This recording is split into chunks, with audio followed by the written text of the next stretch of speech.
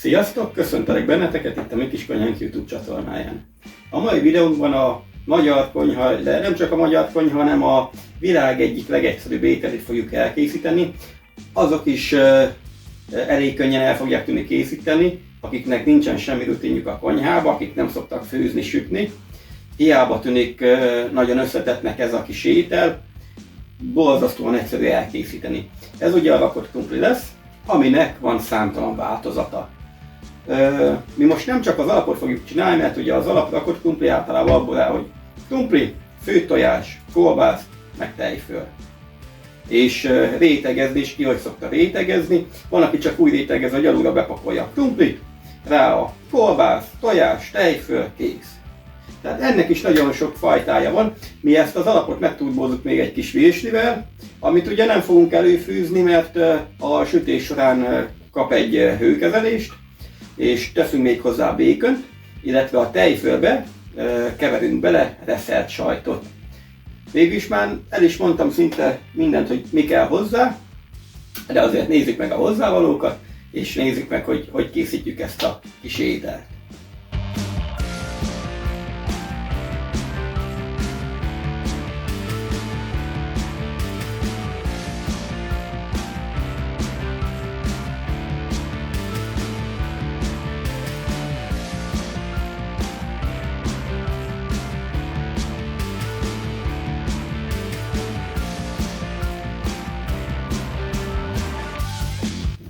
A hozzávalók megismerése után nekiálltunk elkezdeni az ételt. Ugye ezek a mennyiségek nem törvényszerű, tehát mi most ide 8 tojást pakoltunk ki, ezt meg lehet csinálni 6 tojásból, meg lehet csinálni 12 tojásból. Attól függ ki, mennyire szereti, van, aki egyáltalán nem szereti rajta a tojást, tehát ezt mindenki saját maga dönti el, saját maga válogatja. Tehát azért mondtam, ezek a mennyiségek csak mérvadóak. Aztán első lépésben ugye mindenek előtt oda tesszük a krumplit főni. Általában a héjával együtt szoktuk megfőzni, bár ott egy kicsit macerásabb akkor megpucolni, de akkor a krumpli nem szív annyi nedvességet magába, mintha már alapból meghámozva tettük volna oda. De úgy is oda lehet tenni, kinek hogy esik kezére, kinek milyen kedve van, attól függ, hogy akarja csinálni. A krumplinak, most ezt 2 kg krumpliból fogom csinálni, kb. 2-2,5 kg krumpliból. Hát általában azért egy jó 25-30 perc főzési idő kell neki, forrástól számítva, de ugye menet közben megszurkáljuk egy kis villával, vagy egy kis hústűvel, vagy bármivel, és ha könnyedén belemegy, akkor már el is zárhatjuk alatta. A következő lépés a tojás főzése. Ugye ezt is itt a sárgáját azért keményebbre kell csinálni, mert ugye fel fogjuk szeletelni és úgy fogjuk rátenni, tehát ne folyjon szét a sárgája. A forrásról számítva olyan 9-10 perc, legalábbis mi úgy szoktuk, ki hogy szokta. Nagyjából ennyi, még a krumpli meg a tojás fő, addig fel tudjuk karikázni a kolbászt, a virslit, le tudjuk reszelni a sajtot, és akkor utána csak össze kell állítani a kis rakott krumplit.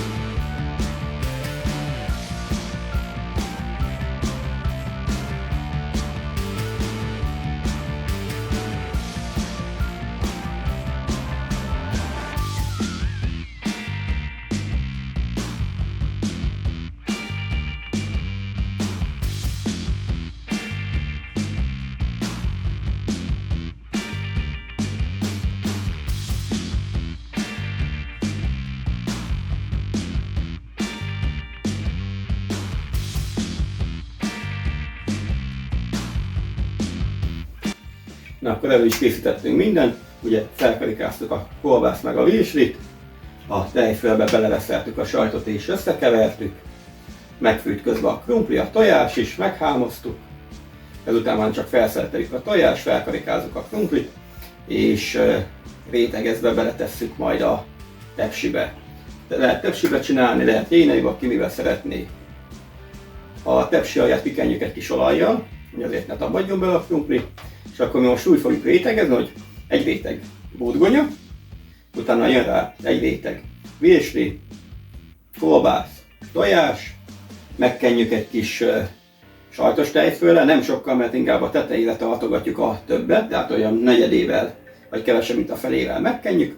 Utána még egy sor burgonya, még egy sor virsli, kolbász, bocsánat, a békönt kihagytam, a tejföl előtt a békönt, tehát akkor csak 2 réteget mindenből, és a végére rátesszük a tejfölt. És akkor mehet be a sütőbe, és addig sütjük, még egy szép pirosas, aranyos barnás szín nem kap, de azért vigyázzunk, ne égjen oda, mert a sajt meg a tejföl az hamar meg tud kapni.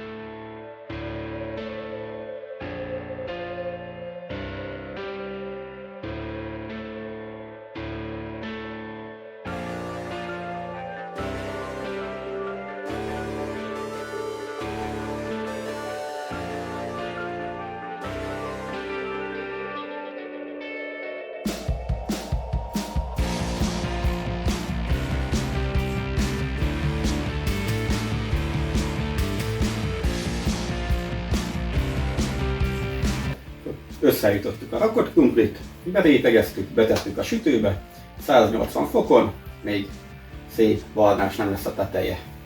Addig van egy kis időnk, elpakolunk, mert azért jó nagy rumlival jár, így elmosogatni a tálakat, mindent, pár óreszkát, de egy ital az mindig belefér. Kedves egészségetekre is, köszönjük, hogy most is minket néztek.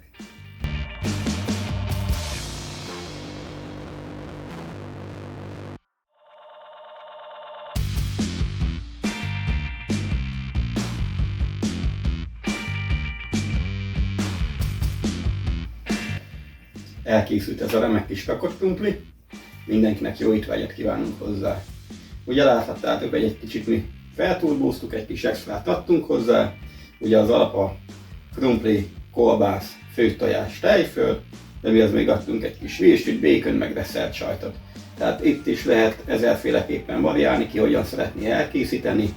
ez mindenkinek a saját szíve joga, a maga döntése, erre tényleg nincsen írott recept, amit be kell tartani.